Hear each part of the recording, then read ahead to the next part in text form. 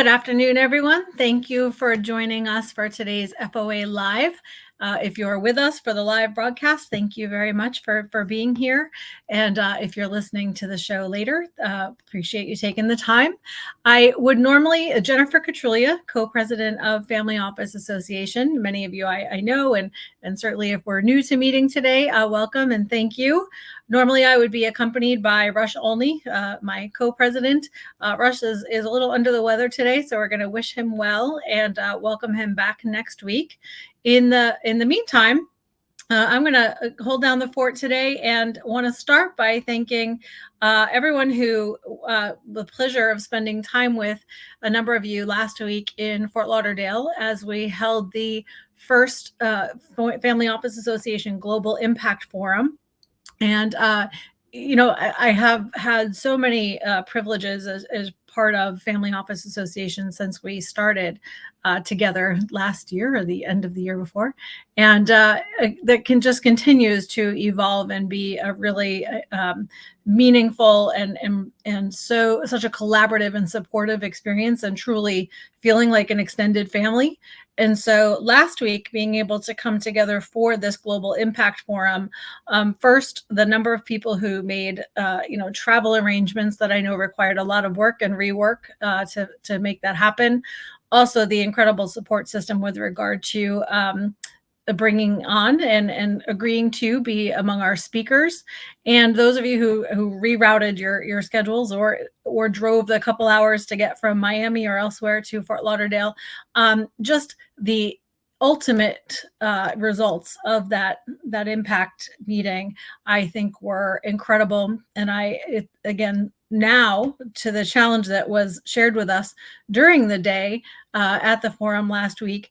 It's wonderful to have a one-time event, but this is the very reason that we as FOA come together as a community over an event, because there were a number of comments made about how talking about global impact and talking about philanthropy and discussions about all the things that would be great to do are only as good as what you then actually do. And so we'll talk about a number of outcomes of that today and what the next steps are. But I know I took that to heart. Mike Packman, the owner and chairman, of course, of FOA. There were a number of follow-up discussions already about how to really drive forward a number of the things that came up last week. So again, want to say thank you very much. I also want to extend welcomes we have a number of new members who have been joining FOA. So welcome to you, and excited to meet with you on our upcoming new member calls. We will be having weekly calls for new members, for existing members, for Resource Council existing members, as well as new members to our Resource Council, and then a weekly informational meeting for individuals who are interested in becoming part of the FOA community. We've decided to make all that much easier to access, standardize it a bit, just because of the number of great new faces we have, and now wanting to make sure we share the journey in a really organized way with those of you who are already members. You'll see a number of those things announced on the website with the links to register. So appreciate that. And for those of you who are on our newsletter subscription list, you'll see it in the newsletter as well. If you're not on our newsletter subscription list, please feel free to visit the FOA website and subscribe, or shoot me a direct message on LinkedIn or Instagram or wherever you're watching from today, and we'll be happy to get you set up so you're receiving those. But again, thank you very, very much. And so as we know, we start each week with a little bit of housekeeping. So those are the primary ones for today. In terms of upcoming events, if you're in the New York area, we have our next monthly lunch on the 14th, so next week at normal location for those of you who've been there before. Otherwise, please check the website, which will disclose the location. If you have any questions, please let me know. And then we will be, for those of you who are attending, can't wait to hear about, unfortunately, I'm not able to attend, but the Oscars party being held in Beverly Hills. And those, I know a number of you have already signed up for that. We did pull down the RSVP simply because the date has passed, but I believe there are a limited number of seats. So if you're interested in learning more about that party and potentially attending, again, please feel free to reach out and direct message me. and we'll get you more information. And then we're on to, goodness, there are a number of private member events. So if you're in the website, please check those out. And we will be posting the dates for another 20 something events coming up over the next several months. So lots to keep track of there. What I want to talk about today is, as we look forward to in the coming weeks, welcoming a number of new guests. And so that'll be exciting for us to mix it up a little bit. We have a number of great topics and guests joining us. But I do want to spend today talking about a topic that came up last week at this Global Impact Forum, and really kind of took on a life that we know will be ongoing as we discussed and try to solve some of the challenges that came up. And so many of you as family office leaders are charged with or take on responsibility for charitable causes, either for your family, if you have a foundation or other things you have started, if you are part of charitable organizations and have decided to participate in the fundraising efforts, then one of the things that that came up is that we come up with these ways to really support the charities and other ways of making an impact that we believe in, or advancing research projects or being part of foundation efforts, et cetera. And so when we do that, there's this very necessary marriage between what family offices do and support and the resources allocated, and relationships established and nurtured with corporations, and how that those combined resources, financial, time, effort, etc., need to come together in order to truly make a meaningful and lasting impact, and continue to drive things forward. And so but an ongoing conversation was last week about the fact that when ideas are brought to the table, when events are set for the purpose of charitable causes, representing an organization, and presented to a corporation, there oftentimes can be a lot of excitement, a lot of discussion about, we're on board, we can't wait, we want to be a big part of what you're doing. And then when it actually comes time to solidify that agreement and move forward, and when it's time to get the check signed and move forward with the event, there's the word was used, crickets. That suddenly that conversation dies and the commitments are not made or not completed, and so what can happen then is, by then an organization, a charity, may have decided that that conversation was one that they can bank on, and you, again, as family leaders, regardless of ability to pay, the wish to pay on behalf of a corporation you thought was going to step forward, isn't usually the game plan when these things roll out. So what then happens is that whether it's venue commitments or other things like that have been completed, and now you're on the hook. And suddenly a significant relationship that you were counting on, things weren't aligned in some way, and that falls off. So we want to talk about kind of a roadmap that, if you as a family office are supporting the charities you believe in, and want to help further, and you have put yourself in the position where you are working with corporations, how we can better solve for this. And it's something that, as a takeaway from last week, through Family Office Association, we actually will be dedicating a portion of the new member website to setting up the organizations and the causes, et cetera, that families are participating in, and bringing for informational use only, as always. So we don't deal make, we're not endorsing anybody specifically, but we are happy to share out the information, and then making that information available to the corporations we have relationships with as well, and new ones where we actively form those relationships, and trying to do a good job for all of you, and help provide support and resources related to the things I'm about to share. Because I think, one of the top things that happens when these conversations take place, and when everybody is super excited, oftentimes they take place at another event, or over a lunch, or over a phone call, and there's just out of the gate a misunderstanding between, or discrepancy between, promise and practice. What gets promised and what people are so excited about, and then actually what materializes after that conversation. And so, the first thing that often happens is just misaligned expectations.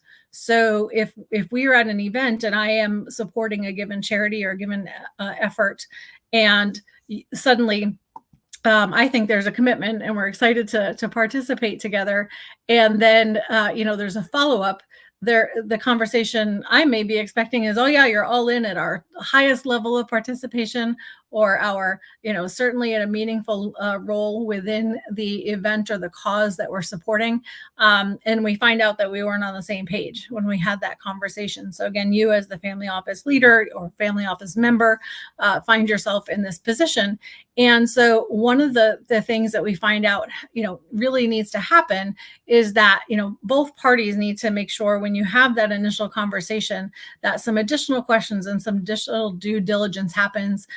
Certainly, limited time often to do that in person, but that you get some questions answered up front. Primarily, what is that person who you're speaking with, their ability to actually drive that decision through the company? What authority do they have to sign off on it? How many channels does it have to go through? But then also, how is what you're doing actually aligned to the corporate social responsibility, the CSR objectives for that company? Because some things we often find are that many of you as family office leaders, especially if you may be known individuals, people are excited to meet you. They're excited to spend time with you. They want to learn more. They certainly are wanting to build a relationship. And so even if there's no intent to be deceptive or to mislead anyone, the excitement can sometimes lead to someone making promises that they think they are going to be able to drive through their company.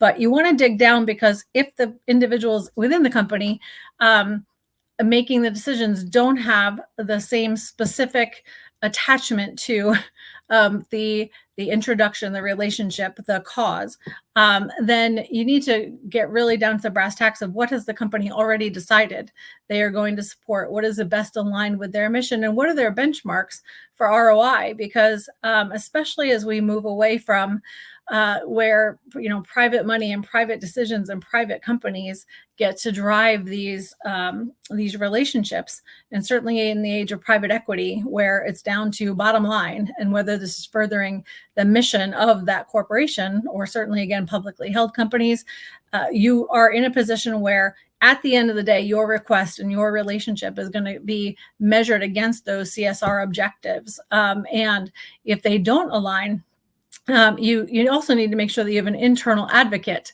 who is going to be able to exert influence. And again, that may or may not be the person you had that initial conversation with who was super, super excited. So even if they carry a fancy title or appear to be the head of XYZ thing within the company, you really, again, need to make sure that you've gotten down to, before you start to put yourself on the hook, a level of discussion where you're with the person who's actually going to be able to drive that through a decision. The second thing is there's often confusion. I know I have a number of friends on here. Certainly, I know that respect is well earned and hopefully received. But the problem is that high profile endorsements, they can open doors. They can often secure meetings that otherwise might be difficult to secure, but they don't guarantee funding. And so, that's really goes back to the conversation we were just having. But corporations, when it gets right down to it, again, you may have someone who's not into the same form of profile or same area, whether it's of entertainment or otherwise, that you represent. They now are just going to look at what are the tangible outcomes and what is the strategic alignment between what you are doing and the company. So they also are going to weigh this, depending on the passage of time, against any economic or strategic shifts that have happened within the company. So if you are coming in throughout the year, but you weren't already in that company's corporate budget, and you're looking for a top level sponsorship, unless your name was already in their budget, it is very difficult or unlikely that you are going to get yourself passed through, because they'd have to pull that commitment from contingency dollars. So there's also a tip to make sure if you're having these conversations that you have them in the summer or but the latest early fall to get yourself on next year's budget with a name attached to it. But it also gives you a chance to make sure that you do vet and go through the due diligence process of creating a proposal, making sure that you do present to that company how you are aligned with their CSR objectives, and you make sure that you've also been able to demonstrate the way that working with you is going to drive brand enhancement for them, have a direct impact on their corporate image and on their bottom line. Because again, otherwise it's a nice to do and a fun to do, but increasingly has difficulty getting across the line and getting approval when numbers are so tightened to be sure we're getting returns on investment to investors in these companies, again, whether private equity, public, et cetera. It really is going to come down to that conversation. And when there's a competition between you and the organization next to you, being able to go through that meticulous due diligence process, evaluating your effectiveness as a charitable organization, and the governance, the impact, all of those things are going to matter. And so really it has come down to needing to prepare for these more significant relationships that you're looking for. A proposal, very much like a sales process that you might go through in any other business setting. And it doesn't seem that way, again, when there's the excitement of that conversation. It feels like a done deal. But as was brought up a number of times last week, you could be solving the greatest world problems. You could be bringing forward incredible innovation that there's no argument isn't available anywhere else. You can be among the most high-profile people endorsing and supporting your particular mission. And when it comes right down to the decision makers and the competition for dollars, that space, they are inundated with dozens, if not hundreds, of requests for dollars. And so you really need to make sure that you've done the work necessary to put yourself at the top of the stack. And so then we talk about what that actually has to look like. And so you need to be deciding as an organization to adopt a strategy, and that strategy needs to include crafting a compelling narrative, making sure you have. I see it all the time. Many of you see it, and maybe this is what you have today. A PowerPoint deck that just jumps right into listing your sponsorship options and the dollar amount. And how cool it is, whatever you're doing. I know I see a number of them right now, whether it's for arts and entertainment related activities or events, certainly sporting events. And when you are sending these out, there were some for the big game. There may be some, for auto racing. There are others for whether it's horse racing, whatever it is, football, basketball, soccer, any of those things. You have to get past saying, I have a really cool thing coming up in this space, and start thinking about it from the perspective of the business you are marketing to and asking for their participation as a corporation. What demographics are you appealing to that are important to them? We hear all the time, well, we get this much visibility, we get these many views, we get these many likes on our information, you'll get these many impressions or clicks.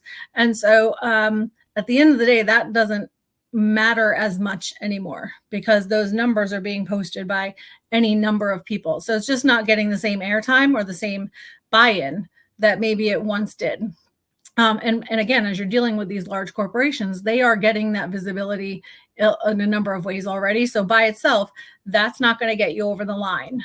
Things that you are able to do are things that storytelling is really, really helpful in this case, where you're crafting a compelling narrative. You want to make sure it is going to resonate with corporate partners, but also go the next step of demonstrating the shared values, the mutual benefits, how it actually is going to enhance and advance that corporation's CSR objectives, and what you're going to bring to the table, and show that you have put the business thought behind this and be able to really be a strategic alliance. Nobody uses partner anymore. I know the liability is all over the place for that, but a strategic relationship, a strategic alliance with those companies that you want to be working with.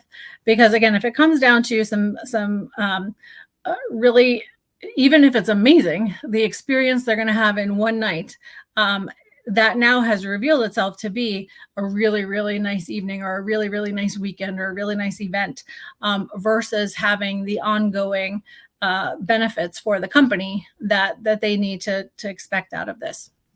So the second thing is, the engagement, and you want to think about this. It's a long-term process to develop some of these relationships, especially the bigger the asks that you're going for. So, navigating these corporate contributions. Initially, you may be talking about things that are volunteer, getting these corporations involved actively with your organization, or with what you are doing.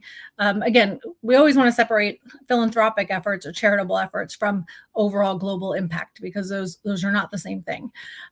They certainly are incredibly related and intertwined, but not the same two things that we're talking about. So right now, though, we are talking about within global impact, the number of things that families do and support, and are founders of, in a number of cases, that do provide philanthropic efforts that are in support of things that are global impact related.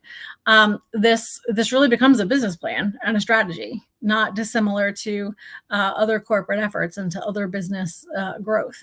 And so, in terms of creating that business plan, that corporate contribution process and relationship, it's complex, but it's not insurmountable.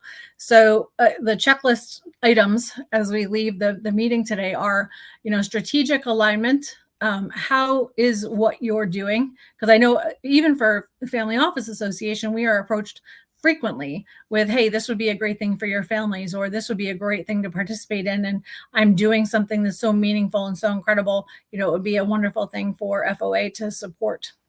And so same questions come up and same discussions need to take place. Where is the actual strategic alignment? Where is the clear communication in terms of, we had an initial conversation. It's amazing, what it sounds like you're doing.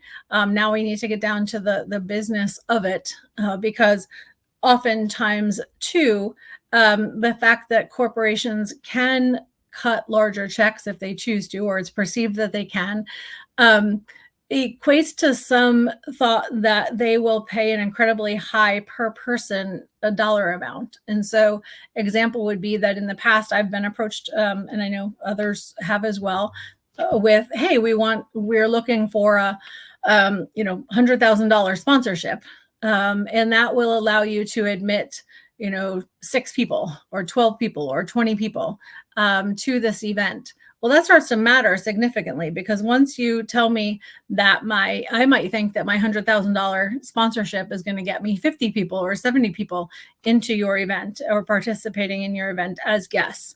And so that, once I understand that it's a much higher commitment per person that gets to participate in some way, or when I learn that the dollars invested in the overall cause are going to be allocated in a way that I can't tie to something I can take back to my company that provides benefit, that becomes a more difficult sell. And again, because ultimately you're answering to stakeholders within the company or the organization, and they're going to ask for that information.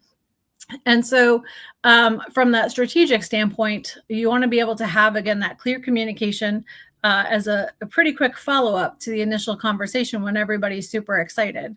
And then persistence. Even if all of the other things we've talked about today are aligned and you have a great strategy, you are aligned with the corporate objectives, you get things over the line and everybody is excited, the next day we move on to our next things that hit us and that we have to tend to.